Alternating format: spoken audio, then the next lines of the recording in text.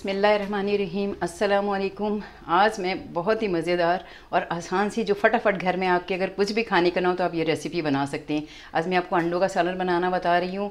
ये इसके साथ आप आलू भी यूज़ कर सकते हैं, लेकिन मैं बग़ैर आलूओं के बनाऊँगी क्योंकि मेरे बच्चों को आलू पसंद नहीं है। इसके लिए मैंने ये 10 अदद मैंने ये अंडे उबाल लिए थे। इनको बहुत ज़्यादा हार्ड नहीं करना कि ये अंदर से इसकी जर्दी काली हो जाए। सिर्फ आप 8 मिनट या 10 मिनट इसे उबालें। और ये मैंने दो मीडियम साइज़ की प्याज ले लिए जिन्हें मैंने काट लिया है। ये दही है, 1 कप दही। मैं इसमें टमाटर नहीं यूज़ करूँगी। लोग टमाटर भी यूज़ करते हैं, आप चाहें तो दही की जगह टमाटर भी यूज़ कर सकते हैं या दोनों यूज़ कर सकते हैं, लेकिन मुझे अंडों के सालन में टमाटर अच्छे नहीं लगते, इसलिए मैं इसमें दही यूज़ करूँगी।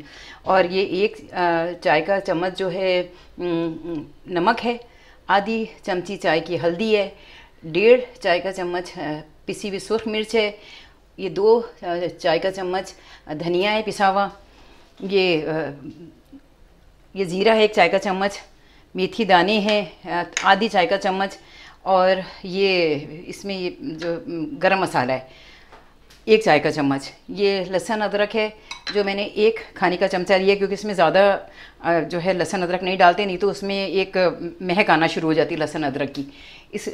और ये अंडे भी सारे इन्हें मैं फ्राई करूँगी। इसमें से 3 अंडे मैं निकाल लूँगी, क्योंकि अक्सर बच्चे फ्राई किया हुआ अंडा पसंद नहीं करते, इसलिए आप उन बच्चों के लिए बग़ैर फ्राई किया हुआ अंडा बाद में डाल दें।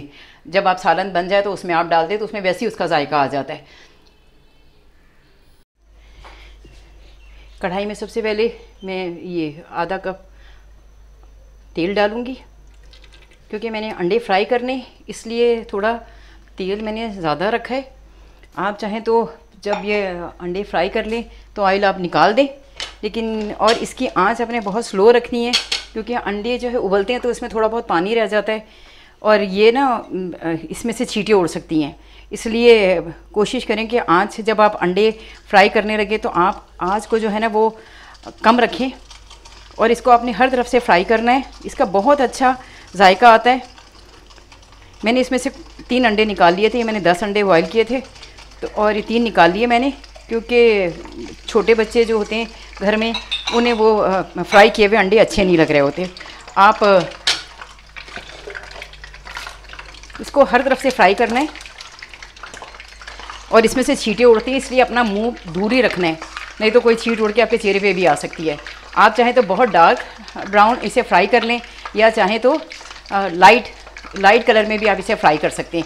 ये अब आपके टेस्ट पे मुनहसर है कि आप अगर चाहें तो बग़ैर फ्राई किए भी आप अंडे जो है अपने सालन में डाल सकते हैं, लेकिन इससे सालन में कोई फ़र्क नहीं पड़ता। सालन का मसाला अलग बनता है, इसका जायका अपना अलग होता है। इसलिए ये अंडों को आप चाहें तो आप 1 अंडे से भी बना सकते हैं, 2-3 ले सकते हैं, 10 ले सकते हैं, 12 ले सकते हैं, इससे कोई फ़र्क नहीं पड़ता। आप जो आप सालन बनाएंगे बस आप उसमें डाल दें। उस सालन का अपना टेस्ट होता है और अंडों का अपना टेस्ट होता है। ये जो है ये मेरी माँ की रेसिपी है, और वो बहुत जब हम बनाती थी तो हम लोग को बहुत मज़ा आता था, और 1 आध अंडा उसमें से हम बग़ैर सालन के भी फ्राई किया हुआ खा लेते थे। इसको चारों तरफ, क्योंकि ये इसकी शेप गोल होती है और इसे ज़रा फ्राई करना मुश्किल हो जाता है, आप थोड़ा सा ये कर सकते हैं कि जब आप ये ज़रा फ्राई हो जाए, जब कोने इनके रह जाएं, तो आप इसे ज़रा सा टेढ़ा करके एक तरफ ला के आप सारे अंडों को इस तरह फ्राई कर सकते हैं। लेकिन ये कि इसके लिए बहुत केयर की ज़रूरत है, क्योंकि ये अंडों में से जो है थोड़ा छींटे ज़रूर उड़ती हैं। पहले इसे फ्राई करेंगे, उसके बाद इसमें मैं सारा मसाला बना के डालूँगी। ये देखिए ये अंडे फ्राई हो गए। मैं इससे ज़्यादा नहीं करूँगी, क्योंकि वो बहुत ज़्यादा फ्राई हो जाए तो वो भी अच्छे नहीं लगते।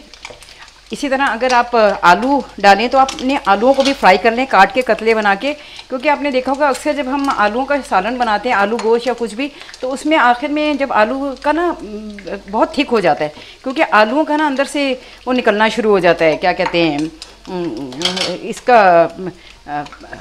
आलू जो है ना वो क्या कहते हैं उसे, सब अजीब ही सारा ना वो उसको सारे सालन को वो बहुत ज़्यादा थिक कर देता है। इसलिए आलू भी अगर आप यूज़ करें तो आलूओं को आप फ्राई कर लें,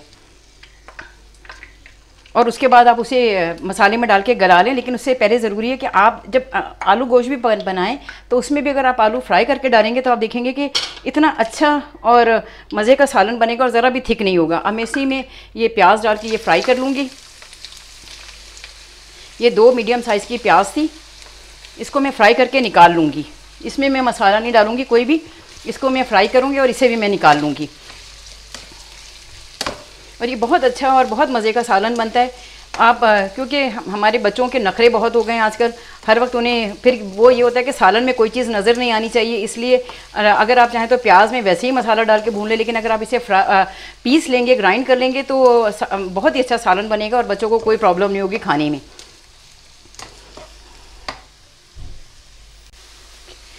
ये देखें, ये प्याज फ्राई हो गई है, इसको आँच हल्की करके मैं निकाल लूँगी। और प्याज को हमेशा याद रखें कि तेज़ आंच में फ्राई करते हैं, नहीं तो वो सारा ना तेल पी लेती है।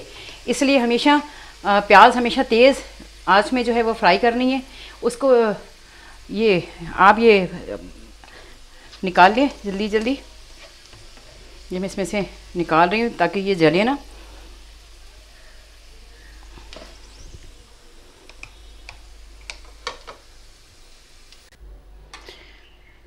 ये देखिए मैंने प्याज निकाल ली है, ये गोल्डन ब्राउन है, ये डार्क ब्राउन नहीं है। इससे नहीं तो मसाले का रंग जो है ना वो काला हो जाता है। अगर आप शोरबा बना रहे हैं और उसमें आपका प्याज का कलर डार्क हो जाए तो सारे जो ग्रेवी उसका कलर ख़राब हो जाता है। अब मैं इसमें ये आधी चाय का चम्मच मेथी दाना है वो मैं डालूँगी। इसकी बहुत अच्छी खुशबू आती है। अगर आपके पास मेथी दाना नहीं और सूखी मेथी है तो जब आपका सालन तैयार हो जाता है उसमें वो सूखी मेथी भी यूज़ कर सकते हैं, लेकिन मैं वो नहीं डालती इसलिए कि वो भी बच्चों को अच्छी नहीं लगती पत्ते आते हुए।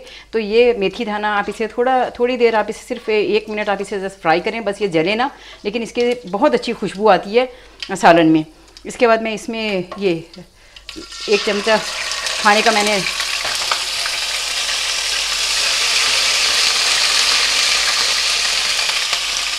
इसके बाद मैं इसमें ये नमक और हल्दी डाल दूँगी।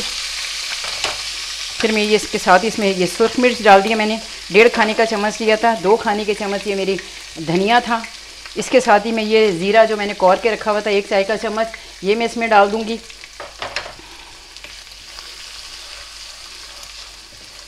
थोड़ा सा इसे फ्राई करूँगी ताकि इसमें जो लहसुन अदरक की जो महक है ना वो थोड़ी ख़त्म हो जाए।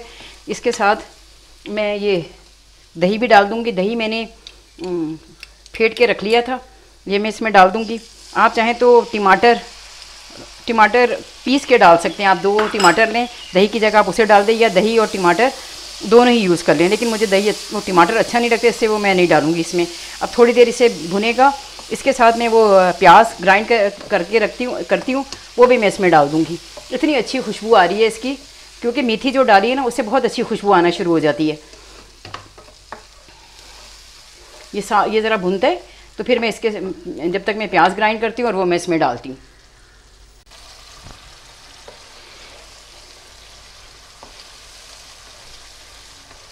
ये देखिए ये मेरा मसाला भुन रहा है। ये अभी दही के साथ मैं इसे भून रही थी।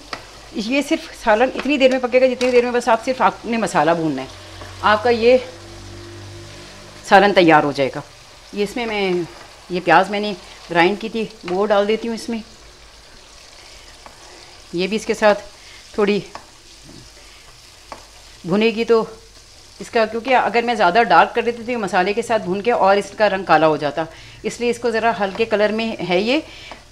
लेकिन ये जब मसाले के साथ भुनेगी तो ये अपना कलर चेंज कर लेगी। तकरीबन 10 मिनट लगेंगे ये मसाला भुनने में, और लेकिन इसे बहुत अच्छी तरह भूनना है क्योंकि इसे बाद में आपने पकाना, अंडे डाल के तो आपने पकाना नहीं है। इसे ये मसाला खूब अच्छे से भुना हुआ होना चाहिए। आप इसमें थोड़ा पानी डालती जाएं और पानी डाल के इसे तकरीबन 10 से 15 मिनट तक इस मसाले को भूनना है, नहीं तो इसमें मसाले की कचाएँ लगना शुरू हो जाएगी, क्योंकि ये और तो वैसे पकेगा नहीं अंडों के साथ। इसमें जब ये बन जाएगा इसमें मैं ग्रेवी करके और इसमें मैं अंडे अपने शामिल कर दूँगी और ये मेरा सालन तैयार हो जाएगा। सिर्फ इसे 10 से 15 मिनट तक आपने इसे भूनना है इस मसाले को। अगर आपके आलू हों तो आप साथ आलू शामिल करके इसे छुपा दें तो आलू इसमें गल जाएंगे, लेकिन क्योंकि मैंने आलू नहीं डाले इसलिए ये मैं वैसे ही 10 मिनट तक मैं भूनूंगी ताकि इसके ये कचाएँ सारी ख़त्म हो जाए। मसाले में एक कच्चापन आ रहा होता है जो आपके बहुत अच्छी तरह भूनने से ये सारा इसका जो कच्चापन है वो ख़त्म हो जाएगा। क्योंकि प्याज तो मैंने फ्राई कर ली थी और इसमें कोई गरम मसाला साबित नहीं डालना कि वो आप लौंगे और दालचीनी और बड़ी इलायची कुछ भी इसमें ऐसा नहीं पड़ेगा। सिर्फ ये भून के और इसमें शोरबा दे के अंडे डाले जाएंगे। वो बच्चों को बहुत ही अच्छा लगता है और मोस्टली हमारा खाना इसलिए बनाते हैं कि हमारे बच्चे शौक़ से खाएँ, क्योंकि हम अपने लिए तो बना नहीं रहे होते, घर में खाने वाले बच्चे होते हैं और वो चीज़ बनानी चाहिए जो बच्चों को पसंद हो। गरम मसाला ये है, गरम मसाला ये पिसा हुआ है, ये भी मैं इसमें डाल देती हूँ। आप इसमें पिसा हुआ गरम मसाला यूज़ करें, कोई भी खड़ा हुआ मसाला आपने इसमें यूज़ नहीं करना, नहीं तो वो फिर सारा मुंह में आता रहता है और वो बच्चों को बहुत नापसंद होता है। और ये इतना अच्छा सालन बनता है, इतना मज़ा आता है इसे खाने में और जल्दी और फटाफट बन जाता है। कोई ऐसी चीज़ें नहीं है जो आपने इसमें कोई एक्स्ट्रा डाली हो।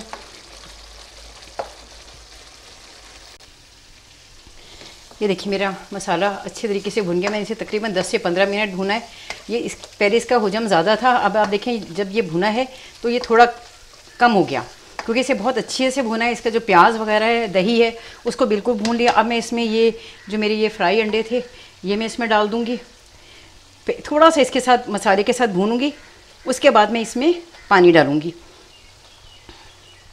ये इसमें ये मैंने ये अंडे डाल दिए जो मैंने फ्राई किए थे, और ये 2 अंडे बग़ैर फ्राई किए हुए ये भी मैं इसमें ऐसे ही डाल दूँगी। आप चाहें तो अंडे काट के भी डाल सकते हैं, लेकिन उसमें ये होता है जब आप अंडे काट के डालते हैं तो उनकी जर्दी निकल आती है बाहर, इसलिए साबित अंडे ही ज़्यादा सही रहते हैं। लेकिन कुछ लोगों को मैंने देखा है कि वो अंडों को बीच में से 2 टुकड़े करके उसमें डाल रहे होते हैं। अब ये ज़रा सा इसके साथ थोड़ा सा फ्राई करके मैं इसमें पानी डाल दूँगी। इतनी अच्छी खुशबू आ रही है और सारा मसाला अच्छी तरह भून लिया है ताकि इसमें ज़रा भी कच्चापन ना रहे। अब मैं जितनी आपने इसमें ग्रेवी रखनी हो आप उसी हिसाब से इसमें पानी डाल दें। मैं तकरीबन इसमें ये मैं देखें ये तकरीबन ये 1 गिलास, मेरा गिलास ज़रा ज़्यादा बड़ा है इसलिए मैंने आप तकरीबन इसमें 2 कप पानी डाल सकते हैं या जितना आप चाहें। मैंने इसलिए ज़्यादा डाला है कि यहाँ हमारे यहाँ ज़रा थोड़ा उन लोगों को शोरबा अच्छा लगता है। अब ये इसके साथ थोड़ा एक उबाल आने के बाद मैं ये चूल्हा बंद कर दूंगी। आप चाहें तो इसमें हरी मिर्चें काट के डाल सकते हैं, लेकिन मैं भी इसमें हरी मिर्चें भी नहीं डालूंगी क्योंकि वो भी मुझे अच्छी नहीं लगती। लेकिन आप हरी मिर्चें डाल सकते हैं, हरा धनिया डाल सकते हैं, लेकिन बस इसको एक उबाल आ जाए फिर मैं उसको बंद कर दूंगी।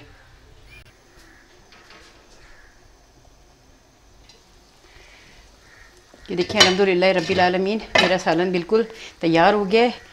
इसमें उबाल आ गया, इसमें जोश आ गया एक। अब मैं इसे बिल्कुल हल्की आंच करके इसको दम दे दूंगी सिर्फ 5 मिनट के लिए। ज़रा सा मैं इस पर गरम मसाला ज़रा सा और डालूंगी, तकरीबन आधी चाय का चम्मच, और इसके बाद मैं इसे छुपा दूंगी। मेरी ये रेसिपी तैयार है अल्हम्दुलिल्लाह रब्बिल आलमीन। आपको अगर अच्छी लगे तो इसे लाइक करें और सब्सक्राइब करें, और अगर आपको कुछ इसमें अच्छा नहीं लगता तो आप मुझे ज़रूर बताएँ लाइक करने से पहले कि इसमें क्या ख़राबी है। और ज़िंदगी रही तो फिर अगली वीडियो में मुलाकात होगी। अपनी दुआओं में मुझे याद रखिएगा। इंशाअल्लाह ताला अल्लाह ताला ज़िंदगी दे आपको भी और हम सबको, और दोबारा आपसे मुलाकात होगी। अल्लाह हाफिज़। इसको बस सिर्फ 5 मिनट के लिए आप दम पे दे दीजिएगा। मेरी ये रेसिपी बिल्कुल तैयार हो गई है।